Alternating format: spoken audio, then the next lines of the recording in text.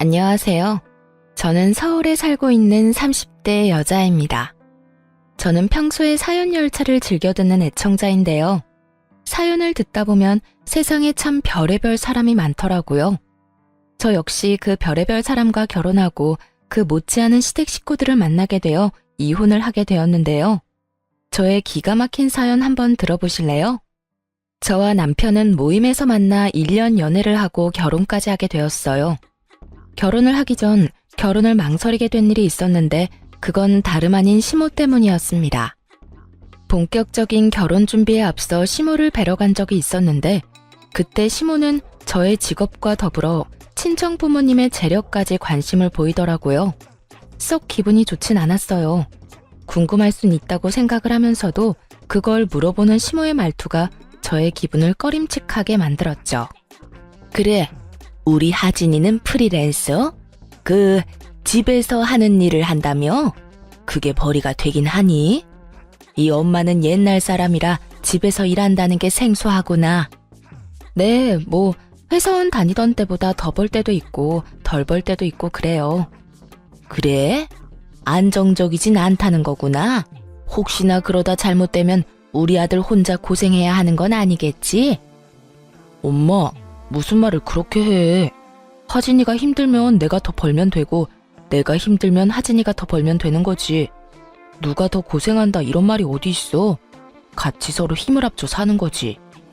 그렇긴 한데 아무리 그래도 같이 꾸준히 잘 벌면 더 좋은 건 사실이지 않니? 요즘엔 여자도 돈을 벌어야 하는 세상이야. 혼자 벌어서 그 생활이 감당이나 되겠니? 아, 그리고 부모님은 들어보니 벌어두신 걸로 생활하신다고 하던데 노후 자금까지 마련해둔 상태인 거지?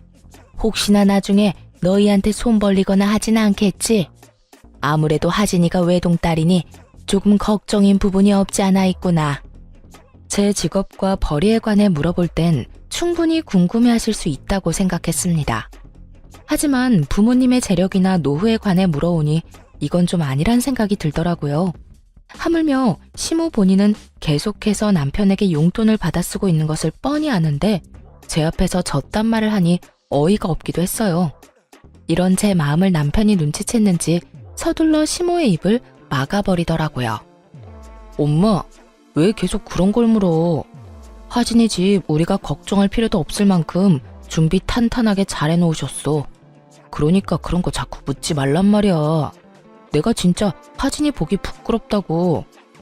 하진아, 엄마가 돌아가신 아빠 때문에 생활고에 시달린 경험이 있으셔서 그래. 생활이 힘들면 아무래도 가정부터 무너지니까. 그러니까 기분 나쁘게 생각하지 말아줘. 아니야. 기분 나쁘긴. 전 괜찮아요, 어머님. 그리고 부모님 노후 자금은 다 준비하신 걸로 알고 있어요. 그러니 그런 걱정은 안 하셔도 돼요. 제 일도 고정적으로 맡고 있는 일이 있어서 기본적으로 꾸준히 버는 돈도 있으니 그것도 걱정하지 마시고요. 말은 이렇게 했지만 꺼림칙한 기분을 지울 수가 없었는데 그놈의 사랑이 뭐인지 남편을 너무나도 사랑한 저는 이 적신호를 외면한 채 결혼까지 하게 된 것이었죠. 처음 2개월, 3개월까지는 참 좋았습니다. 이래서 결혼들을 하는구나 하는 마음이 들 정도로 행복했어요. 행복하면서 오는 안정감은 일도 더 잘 되게 만드는 것 같았고 하물며 시간을 따로 내 데이트를 할 필요도 없이 매일 밤 집에서 남편을 만나니 시간을 더 활용적으로 쓸 수 있는 기분마저 들더군요. 신혼 초엔 남편의 행동도 제 마음에 쏙 들었는데 남편은 집안일을 잘하며 여자일 남자일 나누지 않고 적극적으로 뭐든 나서 처리해주곤 했어요. 저 역시 그런 남편을 위해 일이 끝나고 나면 맛있는 음식을 준비하고 쾌적한 환경에서 남편을 맞이하고 노력했었죠. 이렇게까지 행복한 것이 결혼이라면 진작 했어야 했다는 생각이 들 정도로 만족스러운 결혼 생활이었는데 애써 무시하고 넘겼던 시댁에서 일이 일어나기 시작했습니다. 처음 문제는 남편의 여동생 신우이였어요. 저에겐 제 능력을 따지는 것도 모자라 친정의 재력에 대해서도 아낌없는 걱정과 우려를 토해내던 시모는 정작 본인 노후에 대한 대책도 없어 보이더군요. 더 가관인 건 신우이였는데 신우이는 적지 않은 나이인데도 불구하고 제 앞가림도 제대로 못하고 있었어요. 시모는 그나마 살고 있는 집이 자가였던 터라 남편이 조금씩 주는 용돈과 소일거리를 하며 생계를 유지라도 하고 있었는데 젊은 시누이는 조금만 마음에 안 든다 싶으면 참을 생각은 전혀 하지 않고 회사를 그만두는 것을 반복하고 있었죠. 오빠, 나 회사 그만둬서 그러는데 용돈 좀 주면 안 돼? 너 또 그만뒀어? 입사한 지 얼마나 됐다고. 이번이 몇 번째야? 아, 몰라. 자꾸 이상한 트집 잡아서 구박하잖아. 요즘 세상에 갑질이 말이나 돼? 그럼 말도 안 되는 갑질 참으면서 회사 다니는 사람이 어딨어? 어쨌든 용돈 좀 줘. 나 돈 하나도 없단 말이야. 너 이번이 정말 마지막이야. 다음부턴 국물도 없어. 네, 오라버니 고맙습니다. 이렇듯 시누이는 야금야금 남편에게 용돈이란 명목으로 돈을 뜯어가기 일쑤였고 그 액수가 크지 않았던 터라 그저 지켜만 보고 있는 상황이었죠. 그런데 시누이는 남편에게 뜯어가던 돈으론 부족했는지 어느 날은 제가 혼자 있는 낮 시간에 집으로 찾아왔더라고요. 연락 한 통 하지 않고 말이죠. 아가씨, 갑자기 무슨 일이세요? 지금 회사에 있을 시간 아니에요? 회사 그만뒀어요. 조금 더 일찍 입사한 게 무슨 벼슬이라도 되는 줄 아는지 과장이 계속 잔소리하고 괴롭혀서 그냥 그만두고 나와버렸어요. 아, 그래요? 그러면 또 취업 자리 알아봐야 하겠네요. 그렇죠 뭐. 그렇지 않아도 이력서 냈는데 면접 보러 오라고 해서 가보려고요. 그래서 하는 말인데 언니, 나 용돈 좀 주면 안 돼요? 면접 보러 가려고 하는데 마땅히 입을 옷이 없어서요. 네? 용돈이요? 아가씨, 얼마 전에 오빠한테 용돈 받아갔잖아요. 그때도 오빠가 꽤 준 걸로 아는데 설마 그 돈을 다 썼어요? 아, 그거 얼마나 된다고 남아있겠어요. 이미 다 쓰고 없죠. 그러지 말고 용돈 좀 줘요. 저 진짜 이번 회사는 꼭 다니고 싶단 말이에요. 이번에 면접 붙으면 그만 안 두고 오래 다닐 자신도 있다고요. 사실 예전부터 들어가고 싶던 회사였는데 번번이 떨어져서 면접도 못 봤던 곳이에요. 제가 오죽 간절하면 언니한테까지 이러겠어요? 그러니까 돈 좀 줘요. 제가 이번엔 정말 잘할게요. 다른 것도 아닌 면접 핑계를 대는데 어쩔 도리가 없더라고요. 하는 수 없이 전 결국 시누이에게 용돈을 주게 되었고 시누이는 말한 대로 정말 가고 싶었던 회사였던 것인지 준비를 열심히 한다 싶더니 취업을 했다고 연락이 왔더라고요. 언니, 저 붙었어요. 그때 말했던 그 회사에 입사했다고요. 그게 정말이에요? 아가씨, 정말 축하해요. 그렇게 가고 싶어 하더니 정말 잘 됐어요. 전 진심으로 축하해 주었고 시누이는 덕분에 취업 성공했다며 고맙다고 하더군요. 그렇게 취업을 한 시누이는 이때껏 다녔던 회사와는 달리 자기 말처럼 열심히 회사에 다녔고 한 달이란 시간 동안 단 한 번도 회사에 가기 싫다, 그만두고 싶다 등의 말을 하지 않더라고요. 그간 매번 한 달 만에 그만두거나 길어도 두세 달이었던 터라 이번엔 뭔가 달라도 확실히 다르다고 생각할 때였어요. 여보, 이번엔 아가씨 오래 버티네? 그 회사 진짜 다니고 싶었던 회사였나 봐. 그때 집에 와서 나한테 용돈 받아갈 때 그랬거든. 진짜 가고 싶었던 회사인데 번번이 떨어졌다고 말이야.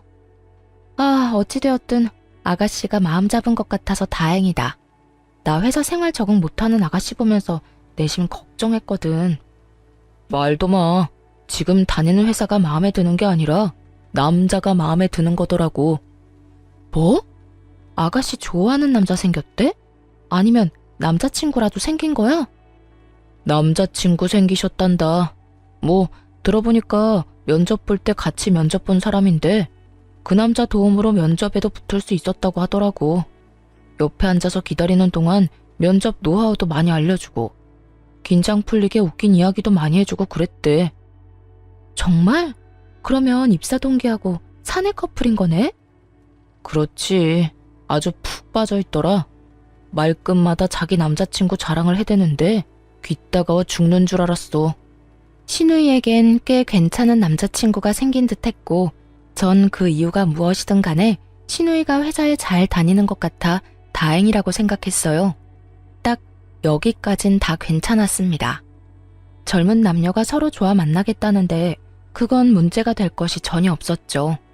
하지만 그 다음이 문제였어요. 그날은 시모가 집으로 불러 시댁으로 간 날이었는데 시모의 안색이 안 좋더라고요. 그래서 전 걱정스러운 마음에 시모에게 이유를 묻게 되었죠. 그런데 어머님, 아가씨가 연애하는 게 그렇게 걱정이세요? 아가씨 남자친구가 마음에 안 드세요? 안색이 너무 안 좋아요.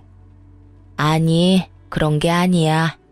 오히려 남자친구는 잘 만났더구나. 집도 잘 사는 것 같고 사람도 성실하고 반듯한 것이 마음에 들었어. 지금 혼자 사는데 글쎄 그 아파트도 자가라고 하더구나. 그래요? 젊은 나이에 능력이 좋네요. 여러모로 좋은 일인 것 같은데 왜 그렇게 표정이 어두우세요? 그게 아니 글쎄 우리 딸 임신을 했다나 봐. 모아둔 돈은 전혀 없는 주제에 덜컥 임신이라니. 일을 어떻게 해? 상대방은 바라는 게 많아 보이던데 우리는 능력이 안 되니 말이다. 돈은 없으면서 당장 결혼해서 아기는 무조건 낳을 거라고 난리다. 내가 골머리가 다 아파. 연애한 지 한 달 만에 임신, 그리고 결혼이라니. 솔직히 당황스럽긴 했어요. 그렇다고 이미 가진 아기를 지우라고 할 수도 없는 노릇이고, 또 그렇다고 준비된 것도 없는 아가씨에게 하고 싶은 대로 다 하라고 할 수도 없는 노릇이었죠. 그렇게 제가 당황스러움에 아무 말도 하지 않고 있으니 시모가 내 눈치를 살피며 이야기를 꺼내기 시작했어요. 그래서 하는 말인데 네가 시집 올 때 해온 신혼집 알아보니까 그 아파트 가격 많이 올랐던데 그거 처분해서 우리 딸 시집 좀 보내면 안 되겠니? 저를 시댁으로 부른 목적이 밝혀지는 순간이었어요. 결혼을 할 당시에 남편이 모은 돈이 별로 없어 친정에서 아파트를 해주셨는데 그 아파트를 팔아 시누이 결혼 자금으로 내놓으란 말을 하려 저를 부른 것이었더군요.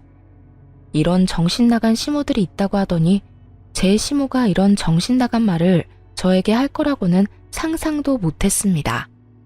이런 문제일수록 애매하게 말해 괜한 기대감을 주는 것보다 확실하게 딱 자르는 게 맞다고 생각해 저는 조금 단호하게 나가기로 했어요. 네? 제 집을요? 그러면 저희는 어디서 살아요? 어디서 살긴 여기서 살면 되지 않니? 우리 아들 방 도배 싹 하고 가구 들이면 제법 신혼방 분위기 날 거다. 그러니까 집 처분해서 우리 딸 시집부터 좀 보내자꾸나. 아기를 지우라고 할 수는 없는 노릇이지 않니? 그렇다고 제 집을 처분해서 아가씨 시집 보내는 것도 아니죠. 저도 힘들게 번 돈으로 힘들게 장만한 집이라고요. 저희 부모님 돈도 들어가기도 했고요. 어찌됐든 전 그럴 생각 없으니 어머님도 방금 하신 말은 없던 걸로 해주세요. 제 말에 시모는 섭섭한 기색을 숨기지 않더라고요. 그때까지 소중하다는 듯 부여잡은 제 손을 제가 안 된다고 하자마자 신경질적으로 뿌리친 시모는 이렇게 말했어요. 넌 어떻게 돼 내가 생각해본다는 말도 안 하니? 네가 그렇게 딱 잘라서 안 된다고 말하면 내가 민망할 거란 생각은 안 하는 거니? 넌 어쩜 그렇게 네 기분, 네 생각만 하니? 민망하셨다면 죄송해요. 그런데 저는 어머님을 민망하게 만들고 싶어서 그랬던 게 아니라 이런 문제일수록 딱 잘라 정확하게 말아야 한다고 생각해서 그렇게 말씀드린 거예요. 아무리 길게 생각해본다 한들 안 되는 일인데 시간 끌면 뭐해요? 괜히 기대만 하게 만들지 않겠어요? 전 그런 상황 만들기 싫었던 것뿐이니 너무 기분 나빠하지 마세요. 이미 기분 다 상했다. 네가 뭐 지금이라도 다시 생각해본다고 하면 내 기분이 좀 풀릴 것 같기도 한데 어떠니? 다시 생각해볼래? 누가 아니? 지금은 딱 잘라서 안 되는 일이지만 곰곰이 다시 생각해보면 가능성이 생길 수도 있는 일이지 않니? 그러니까 지금 딱 잘라 안 된다고 하지 말고 집에 가서 잘 생각해보려무나. 어머님, 100번을 생각해도 안 되는 건 안 되는 거예요.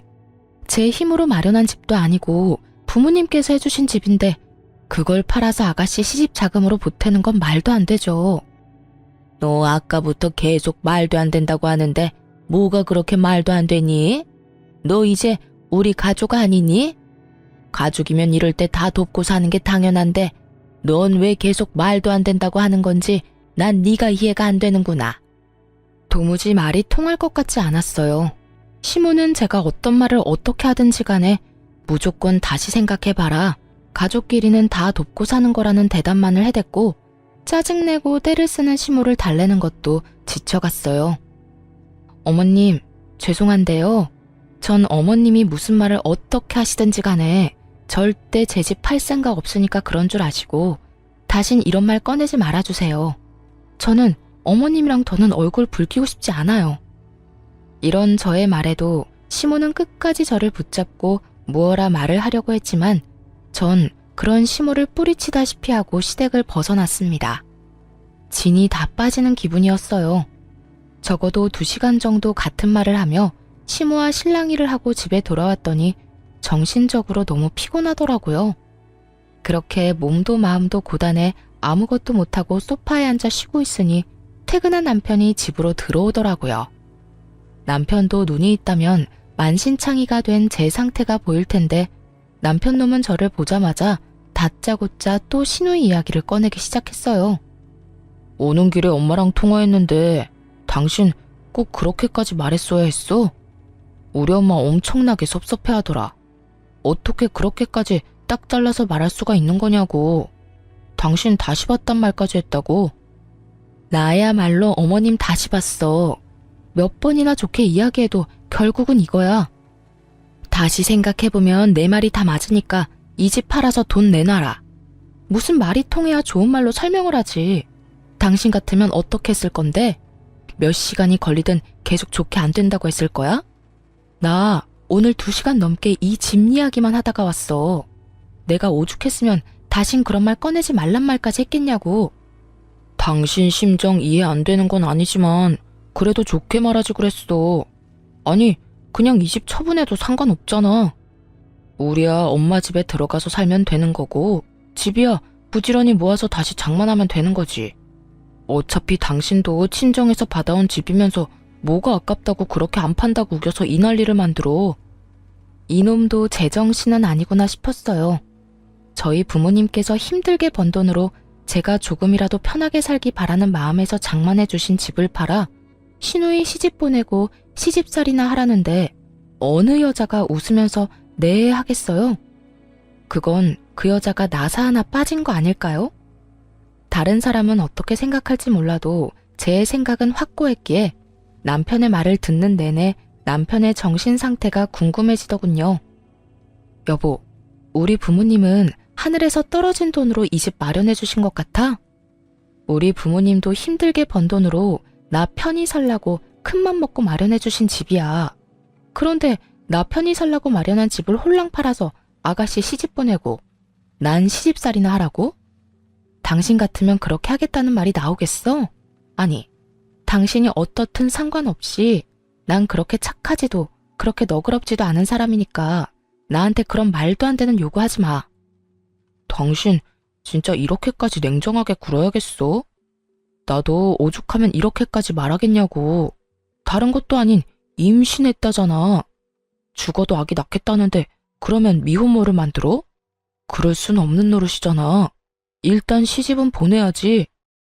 그러니까 애초에 그렇게 과한 혼수를 요구하면 아가씨가 딱 잘라서 안 된다고 했어야지. 모아둔 돈도 없고 마련할 능력도 없으면서 무조건 알겠다고 하면 어떻게 해. 그 뒷수습은 누가 하냐고. 아가씨 생각하면 나도 안타깝긴 하지만 그건 그거고 이건 이거야. 난 이 집 건드릴 생각 전혀 없으니까 그런 줄 알아. 여보, 왜? 여기 귀먹은 사람 없어. 소리 지르지 말고 똑같은 말 계속하게 만들지도 마. 처음이었어요. 남편과 제가 이렇게까지 언성을 높이며 부부싸움을 한 적은요. 남편은 계속 저를 설득하려고 했고 저는 끝까지 안 된다고 하고 그야말로 아비규환이 따로 없었죠.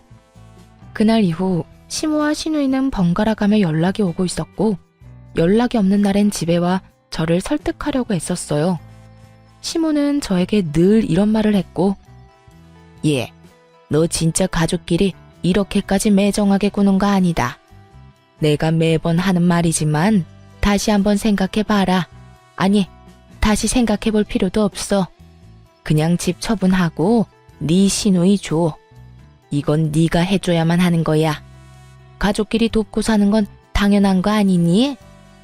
너도 이제 우리 가족이고 능력이 되는 네가 해결해줘야 하는 건 당연하다는 이 이야기야. 시누이는 늘 이런 이야기를 했죠. 언니, 진짜 이럴 거예요? 그까지 돈 얼마나 한다고? 임신해서 그렇지 않아도 힘든 저를 더 불안하게 만들어요? 언니가 돈 안 해줘서 저 시집 못 가면 언니가 책임질 거예요? 저 임신까지 했는데 이러다 결혼 못하면 미혼모 된다고요. 아니 막말로 내가 그런 좋은 집에 시집가게 되면 나만 좋겠어요? 내가 언니랑 오빠한테 다 보답하지 않겠어요? 공부 많이 했다고 하던데 어떻게 당장 눈앞의 것만 생각하고 먼 미래는 생각을 안 해요? 정 아파트 처분하는 게 싫으면 담보대출이라도 받아달라고요. 사실 설득이라기보단 당당한 요구와 우격다짐에 더 가깝긴 했지만요. 결국 전 두 사람의 번호를 차단함과 동시에 집에서 하던 작업을 밖에서 하곤 했습니다. 괜히 얼굴을 마주쳐봤자 감정만 상할 것이고 전화를 붙잡고 있어봤자 같은 말만 반복하는 상황에 지치기도 했으니까요.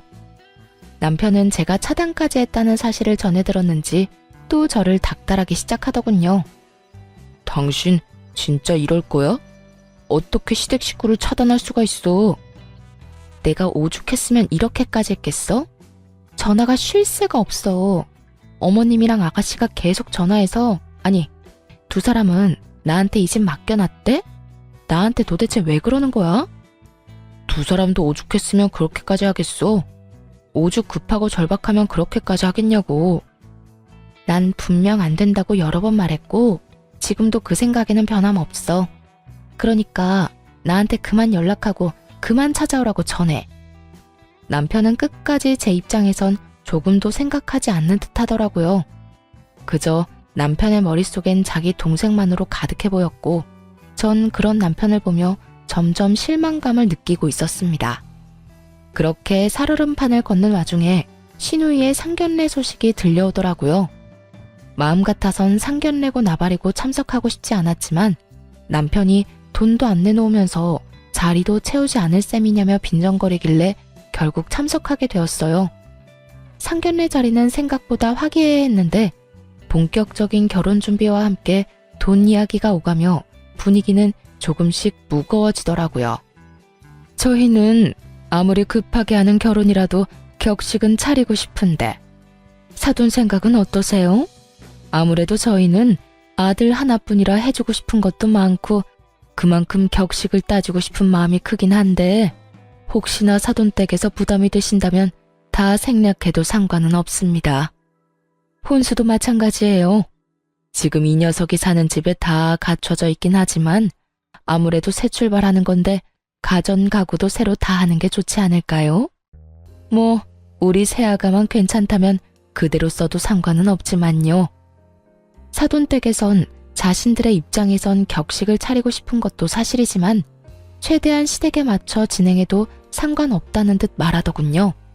그 순간 내심 저는 잘 됐다고 이젠 그렇게까지 큰 돈은 필요 없겠다 싶었어요. 그러면서도 사돈 댁은 시댁에 들었던 것만큼 과하게 바라는 것 같지도 않은데 왜 집까지 들먹이며 사람을 괴롭혀댔나 하는 원망스러운 마음도 들더라고요. 그렇게 이야기를 들으며 혼자만의 생각에 잠긴 사이 시모가 입을 떼더라고요. 아닙니다. 저희도 딸 하나 시집 보내는 건데 다 제대로 해서 결혼시키고 싶네요. 혼수도 이미 다 알아보고 있어요. 그러니 사돈께선 말씀하신 대로 격식 다 갖추고 애들 결혼시키면 될 것 같아요. 이때야 확실해졌어요. 애초에 시모와 시누이가 말하던 사돈 댁에서 바란 혼수 따윈 없었다는 것을요. 그저 시누이와 시모가 처음부터 밉보이고 싶지도 않고 있는 척을 하고 싶어